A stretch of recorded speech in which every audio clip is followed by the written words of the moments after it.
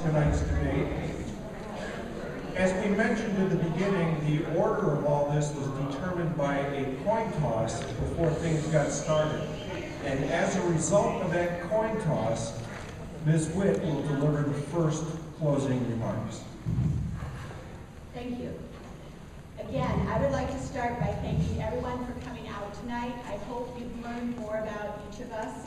I am very proud of what we've accomplished in the last 4 years in the city of Olean. But I've heard a lot about creating jobs, bringing business into our community. We have to do that by improving our infrastructure, by improving the entrance into our city, by hoping that we make a difference to where a business chooses us rather than a neighboring community.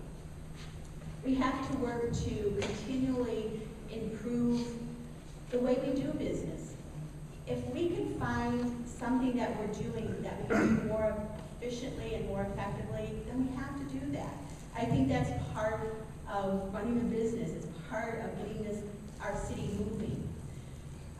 We've had some perfect examples of what happens when you fix a street. Right down the street, Good Times. They would not have built there if we hadn't fixed East State Street. Their original plan was to go to the west end. And aren't we thankful that they ended up on the east end? I think one of the things, when I first became mayor, I was a county legislator, and I knew I couldn't do both jobs. I was allowed to, which I think is a little absurd, but I chose not to continue being a county legislator. I knew that I wanted to be a full-time mayor. That's 24/7. When I go home at night, I still worry about things. I worry about water main breaks. This, since in the last 4 years, I think we've estimated we've had over 30 water main breaks. And I've been out there on those cold nights. One night, I had fun just visiting with the guys, and I took them hot chocolate. But I see the hard work they do, and they're not appreciated. And the public needs to realize they work hard, and when you're all sleeping, they get called in to fix things. And Olean has a lot of water and sewer lines that are over 80 to 100 years old. Keep that in mind when we're talking about fixing infrastructure. One of the things also is just looking at our community. I just want to take a moment to salute and thank all the volunteers that I've had the privilege of working with the last 4 years. We've had people that have signed up either as individuals or organizations or businesses to adopt a street, to pick up garbage once a month. We've had people out leading. We've had young people painting, whether it's on North Union Street, at Bradford Stadium. We've had people, just caring about the community, and it's such a good feeling to see that. One of the other things that I had so much fun doing, and it's going to sound a little strange, is the county's weekend work program. The county sheriff's department, they have a budget, and they have to try to cut costs. And one of the programs we had 10 years ago, and then Sheriff Wickham brought back, was the weekend worker program. And what that is instead of sending folks to jail for just minor things, not domestic violence or anything like that, but minor arrests, is they work for the weekend. And what that does is it saves the county money. So instead of paying to house that person for the weekend, they can house a federal prisoner, which brings more money into the county. And it was my pleasure to work with a couple part-time sheriffs on numerous projects in the city. When I heard about it, I was used to it because I knew what happened 10 years ago. And we had the ability to get a lot of projects in. And they weren't things that were on our normal everyday, job descriptions for our staff to do.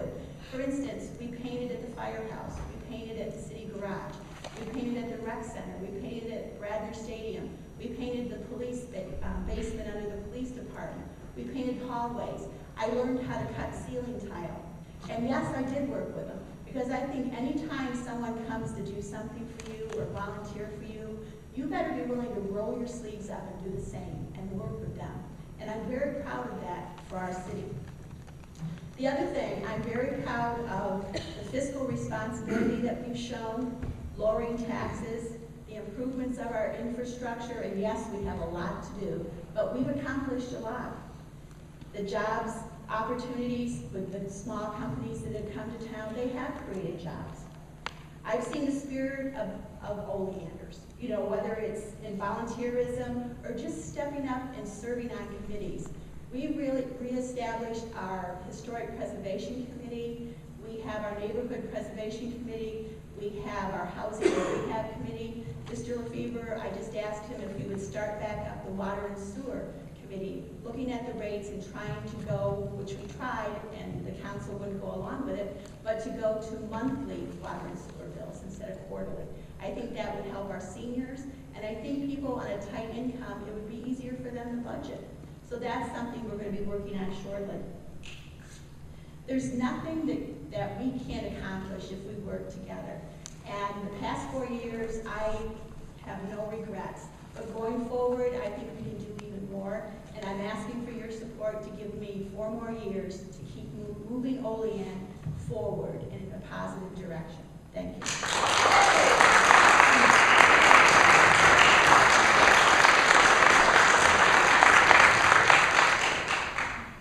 Thank you, Ms. Whitten. Mr. Olean. I think the way I want to approach my closing statement is to talk about just some general things, and let's talk about economics first. Okay, Olean, over the last couple of years, we've lost over 200 jobs, and we've got to get these jobs back. We still have a $24.5 million debt. In one of the articles that was from one of the aldermen, they said our debt was at $3.2 million. That's a false figure. It's $24.5 million. We still have that debt. We have a ladder truck, approximately $800,000 to $1 million that's going to have to be purchased. The sewage treatment plant, that's unknown what that's going to cost us to be compliant with DEC regulations. Our water filtration plant is still leaking. I know the wall has been fixed. It's still leaking. As of the other day, it was still leaking. Ambulance building. We have third-party ambulance building is not going to make to $100,000 as we projected, and it's probably going to lose about $70,000. So that has to be looked at and take a look back at that and see what are we doing wrong there. Water bills, yes, we need to reform the water billing process. I had a call today from INDEC, Olean Energy Center, and they are very concerned. They are probably one of our top water users. Okay, they pay $20,000 to $30,000 a month in water, and keep raising water to them is very it's costly to them, because then their product has to go on and they have to charge more. Matter of fact, they're looking into drilling their own well right now, so they don't have to keep up with the cost of water in Olean. That's something that's in my mind, that's unacceptable. We have to work there. We have to try to keep that there. Economic development. What is our destination going to be? Okay. What are we? Olean has always been a rough, tough factory town. I'm pretty proud of that. We're not an ice cream cone town. We are not a cute, cozy bed and breakfast community like Hamburg, East Aurora, or Orchard Park. We never have been. Olean is synonymous with oil and gas. The world's first pipeline ran from Chipmunk to the railroad crossing on Wayne Street. We are an oil town. America's great poet, historian Carl Sandburg wrote that a place loses its way when it forgets where it came from. We have to remember where we came from. I will have a true open door policy. Okay? My door will be open to listen to all citizens of Olean. Okay? We have a citizen over here who wants to talk about extending 219 across over to the Hinsdale exit, and maybe that way there it'll get done. Right now it's being held up because of issues going across the Seneca Nation land. There's an idea. I'll listen to that. I want to become more efficient. We need to have customer service, quality of service, and engaged workforce. Should we be asking to pay more if we don't provide more efficient service? The Tiger Grant. Let's not get caught up in the excitement. Let's be part of how it's going to be implemented. Okay? Let's not resist change. Let's embrace it. But going along with the Tiger Grant, we have a lot of things that have to be considered there. Okay? We have to keep on track. You, the citizens, have got to have the avenues of putting your input in there. And I want to keep that dialogue going. We have to engage our workforce and not criticize them. Okay? We have to look at our workforce to help us with our overall long-term planning.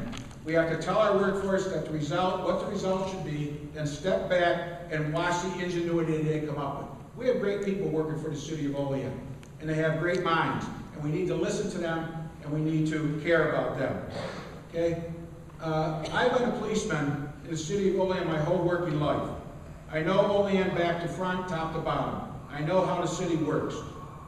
When I was in school, my report card always said, William works well with others. There's only so much a mayor can do. But working together, and I will work together with all the people, all the parties. I want to emphasize all the people, all the parties, because I know there's nothing wrong. There's nothing wrong with Olean that Olean can't fix. Thank you very much.